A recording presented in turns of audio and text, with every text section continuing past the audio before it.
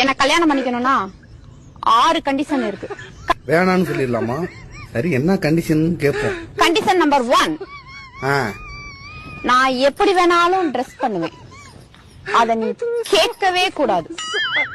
எனக்கு அந்த ட்ரெஸ் வேணாம், நான் கேட்க மாட்டேன். நான் ஒன்னும் பொண்ணு கிடையாது, உன் ட்ரெஸ் மாட்டிக்கிட்டாலே.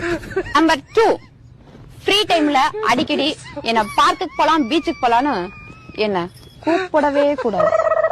ரொம்ப சந்தோஷம், எனக்கு செலவு மிச்சம். நம்பர் 3, நமக்கு குழந்தை பிறந்துச்சுன்னா அந்த குழந்தையும் நீதான் பாத்துக்கணும்.